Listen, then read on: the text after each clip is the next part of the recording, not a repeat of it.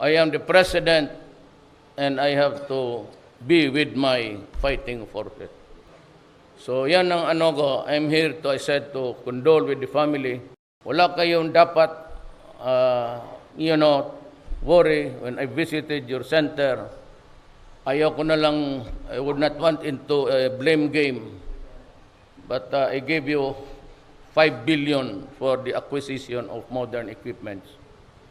At yung MRI, Barrec. Yung Barrec, importante yan kasi kung maglabanan at hindi ka na-extract kaagad, and you have a wonder, festering, napipiste ka tapos tinalian mo, and you're not dying, but there is gangrene. Eh kung may ilipad ka lang kaagad doon sa center, I bought you a Barrec, yan, it can, mahahabol niya yung decomposition ng gangrene. It's very important. Nung nakita ko, and a host of other, gamma rays na karamihan sakit ninyo, kidney. Almost 65 of you. Kasi asin lang minsan ang ulam, basta malunok lang. Putang ina. Alam mo yung kung mamatay kayo, kunin yung kidney ninyo, pati tawag sa Bisaya yung liver ninyo, pwede yung ulam, tapa talaga. So that's one. So I bought you I saw that machine. Yung may kaibigan ako na inoperahan yan, and I was invited by the doctor to observe. Yung beam lang na parang flashlight, pero a very thin one, bluish. At makikita mo doon sa monitor yung bato na sumasabog. Pero ang bato ninyo siguro sand and gravel na. Yun ang sakit ninyo. So karamihan, pati yung mga retirees, and you can use it. And I will make the rounds one day again to inspect the hospitals dito kung ano yung life-saving. And yung presidential jet na sinasakyan ng presidente, sinabi ko kay Secretary Lorenzana, have it reconfigured to installation ng hospital beds. Kaya kung ikaw, sana wag naman, but alam mo, itong ponderables of life. Actually, God's play yan kung kailan tayo makuha dito. May ilipad kayo kagad. Sabi ko, baski isang pasyente, pasakayin mo na yung jet na yan. Baka maging presidente pa siyang buang na yan.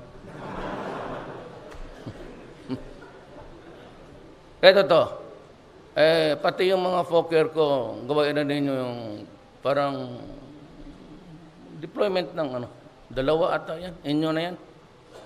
Balita ko yung isang tiga-ikot doon, wala ng turka, pero lumilipad pa ron.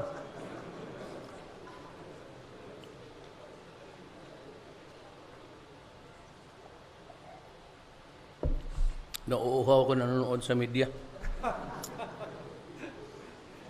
Gusto man nila makinig. Yan ang gusto nilang marinig.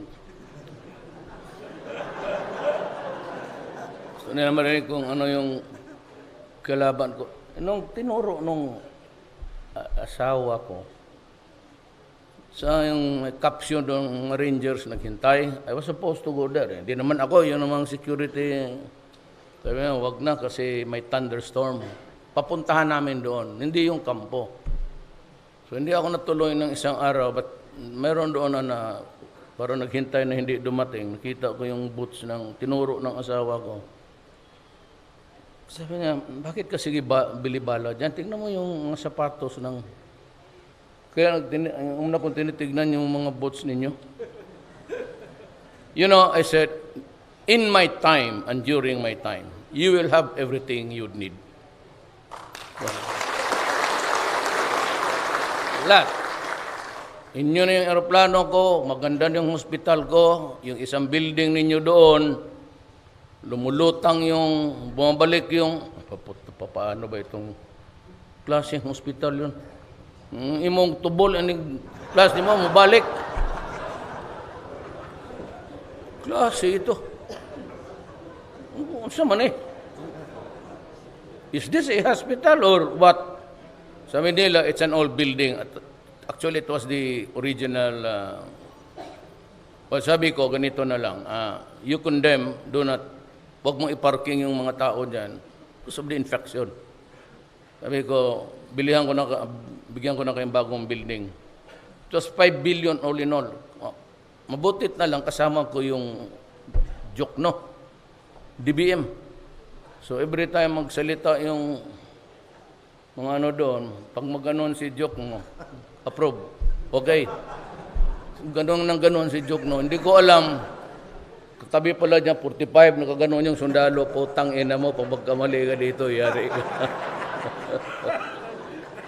Kaya pala hindi nakagalaw yung pobre tando doon. Mayroon pala nakakyugpos yung kamay, arms akimbo nga.